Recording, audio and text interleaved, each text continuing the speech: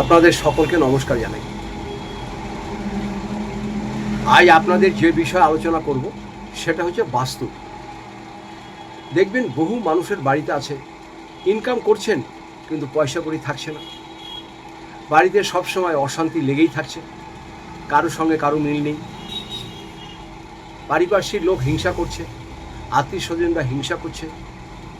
হয়তো ভাবছেন বাড়িতে আমি এই কাজটা করব, সে কাজটা বাধার সৃষ্টি হচ্ছে, ভয় লাগছে, আতঙ্ক লাগছে। বাড়িতে অসুখ বিসুখ ছাড়ছেই না। সন্তানরা উচ্ছৃঙ্খল আচরণ করছে, কারো হয়তো অসুখ বিসুখ হয়েছে, দীর্ঘদিন থাকছেন, তাও ছাড়ছে না।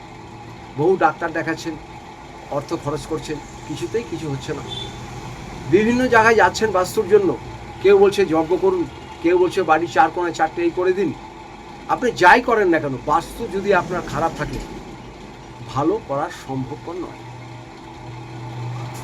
এবার এক্ষেত্রে আপনাকে কি করতে হবে?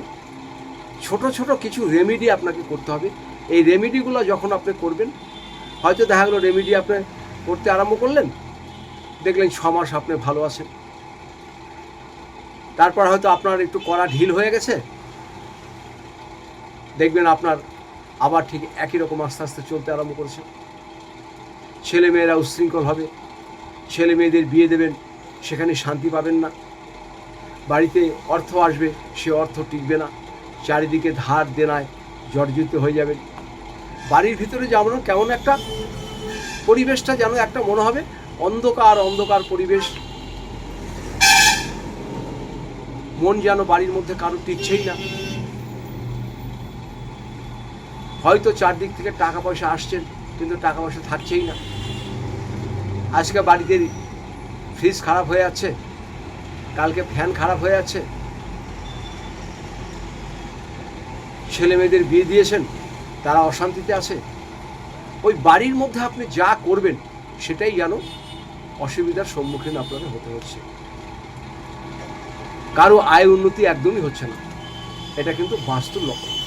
এবার বাস্তু যদি ঠিক করতে হয়, ধরুন আজকাল তো সবাই ফ্ল্যাট কিনছে, ফ্ল্যাটে তো বাস্তু আপনি দেখে করতে পারবেন না। হয়তো একজনের পুরনো বাড়ি আছে, সে বাড়ি হয়তো বাস্তু মেনে করা হয়নি। এরকম বিভিন্ন কারণে বাস্তুর দোষ হতে পারে, কিংবা কেউ কিছু খারাপও করতে পারে। বাস্তু আপনার খারাপ করে দিয়ে চলে গেছে, যে আপনাকে শান্তিতে থাকতে দেবে না। এরকম যদি আপনাদের কারো কিছু হয়, তাহলে আমি আপনাদের ছোট ছোট 2-3টে জিনিস বলবো। এই জিনিসটা আপনারা করবেন, ভালো থাকবেন। একদম নির্মূল আপনাদের হবে না, কিন্তু এখন যা আছেন এটা করলে আপনারা অনেক ভালো থাকবেন। প্রতি বৃহস্পতিবার, এটা প্রতি বৃহস্পতিবার করবেন। প্রতি বৃহস্পতিবার আপনারা যে ঘরটা থাকেন, মানে বাড়ির ভিতরটায় যখন ঘর আপনারা মুছবেন, ঘর যখন মুছবেন,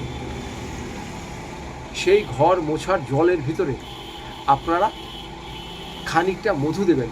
হয়তো কেউ ফিনাইল দিয়ে ঘর মোছেন, কেউ কোনো কিছুতে ঘর মোছেন, কিন্তু তার মধ্যেই আপনারা একটু মধু দেবেন। মধু, যে মধু আমরা খাই, মধু দিয়ে আপনারা ঘরটা মুছুন। এটা বৃহস্পতিবার করুন।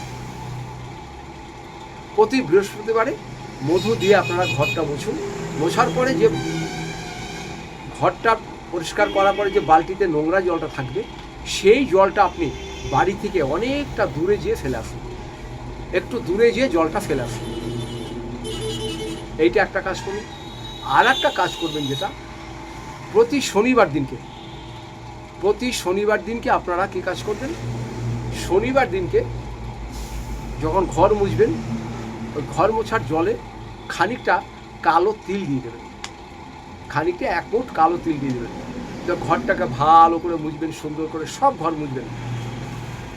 সব ঘর মুছে সব কিছু করে আপনারা সেই জলটা বাড়ির বাইরে অনেকটা দূরে, বাড়ির সামনে ড্রেন বা কলে ফেলে দেবেন না, আপনার বাড়ি থেকে অনেকটা দূরে যেয়ে ফেলে আসুন। এই জিনিসটা করুন, দেখবেন বাস্তু আপনাদের অনেক ভালো থাকবে এবং অনেক শান্তি পাবেন। অর্থকরী টিকবে, সব কিছু হবে। কিন্তু এটা আপনার কিন্তু কন্টিনিউ করতে হবে। যখনই আপনি বাদ দিয়ে দেবেন, তখনই আপনার এটা হবে। আবার এটা করুন, এটা বহু মানুষ করে, গৃহস্থরা, আপনিও করুন, দেখবেন বাড়িতে আপনি শান্তি পাবেন। এর থেকে যদি আরও কিছু জানতে হয় আপনারা আমার নিচের নাম্বারে যোগাযোগ করবেন। আমি যতটুকু জানি আপনাদের বলে দেওয়ার চেষ্টা করব। সবাই ভালো থাকুন, সুস্থ থাকুন, আপনাদের সকলকে নমস্কার জানাই।